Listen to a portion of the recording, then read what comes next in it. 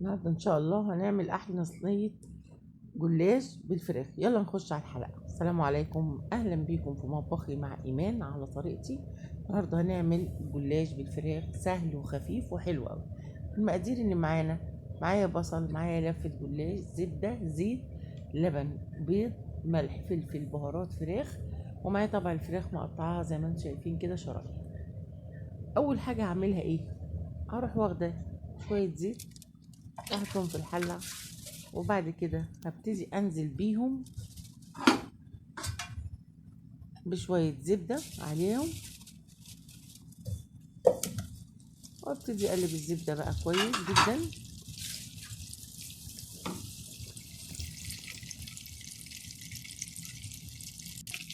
لحد ما تسيح، وابتدي انزل على الزبدة طبعا بايه؟ بالبصل. انزل بالبصل كده واقلبه كويس.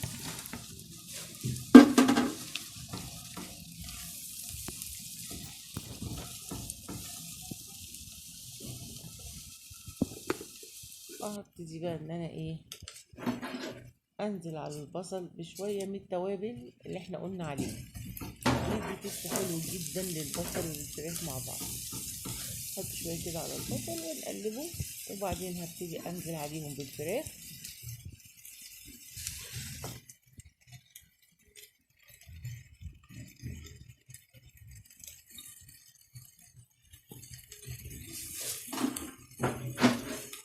هقلبهم تقلبتين كده، وبعدين انزل ببقية التوابل اللي هي عبارة عن بهارات فراخ وملح وفلفل، واقلبهم كويس جدا واسيبهم يستووا.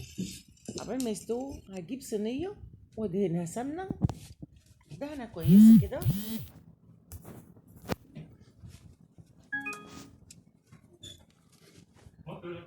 وهبتدي بقى ان انا ايه؟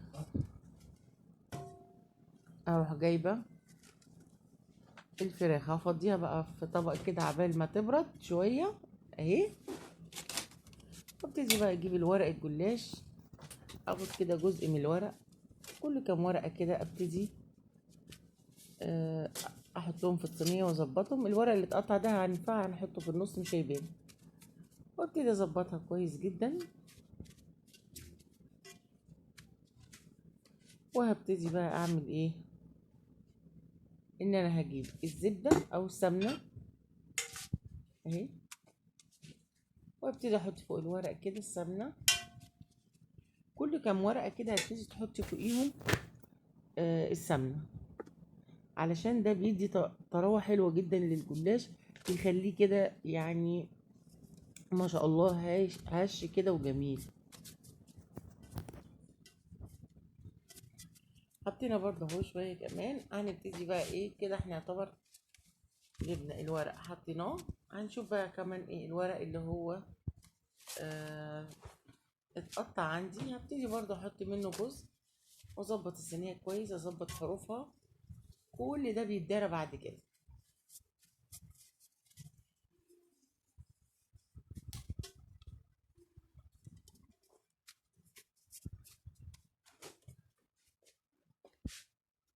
هبتدي بقى اجيب الفراخ. طبعا انا هنا فوق الورق ده ما حطيتش زبده، قصدي سمنه او زبده عادي، علشان طبعا الفراخ زي ما انتم شايفين فيها كميه اهي الزبده.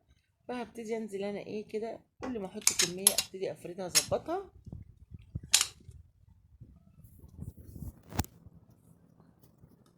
اظبطها كويس معايا.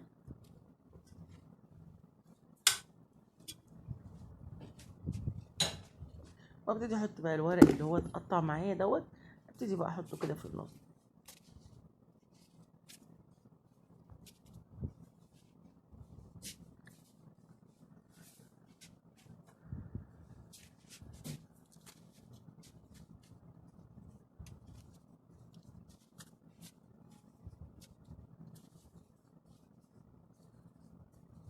اظبطه كويس جدا، واحطه كده. لما احطه اضغط عليه كده عشان يبقى مظبوط معايا. ابتدي بقى نعمل ايه؟ كل الورق الزيادات اللي طالعه دي هرفع حرف الصينيه كده خفيف وابتدي احط وبصوابعي كده، ابتدي من الجناب ادخل كله، تبقى ما شاء الله عامله زي الفطيره بالظبط ما شاء الله. اهي افضل كده بصوابعي كده وادوس عليها. وبعد كده هروح جايبه الايه بقى، اجيب السمنه ابتدي احط عليها كلها السمنه. اظبط السمنه بتاعتي وعلى الحروف كمان عشان ما تبقاش ناشفه.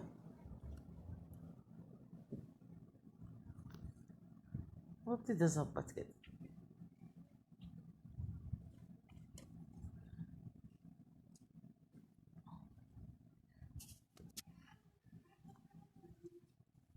خلاص كده خلصت، حطيت السمنه، هجيب بقى السكينه وابتدي ايه ان انا اقطعها. بسم الله الرحمن الرحيم، تبارك الله.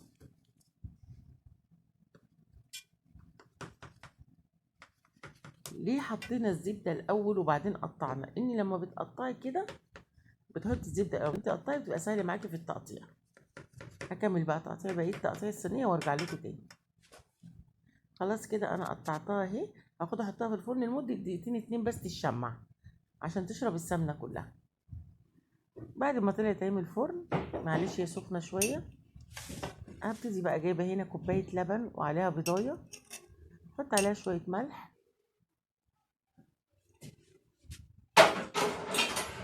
واحط عليها طبعا ايه شويه فلفل اسود، وابتدي ان انا اقلبهم كويس جدا.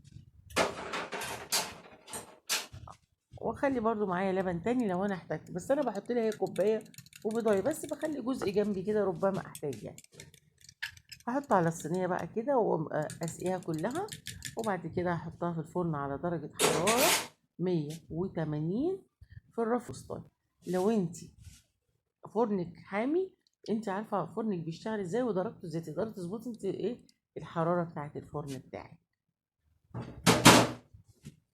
خلاص كده انا ايه هحطها بقى في الفرن، واول ما تحمر هطلعها اوريها لكم.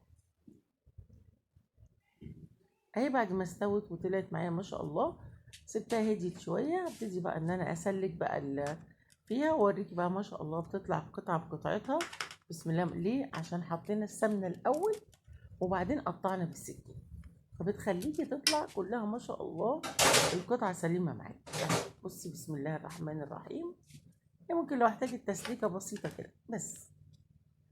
انا حتى برضو بصي هوريها لك اهو. بصي هفضل اهو، انا هفضل ماسكاها لك كده شويه عشان تتاكدي ان هي القطعه بقطعتها اهي ما شاء الله.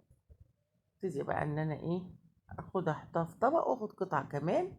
بسم الله ما شاء الله طالعه اهي، بسم الله ما شاء الله اهي. قطعه حلوه جدا وشكلها حلو، طعمها جدا هيعجبك وهيعجب اولادك، خفيفه جدا ولذيذه.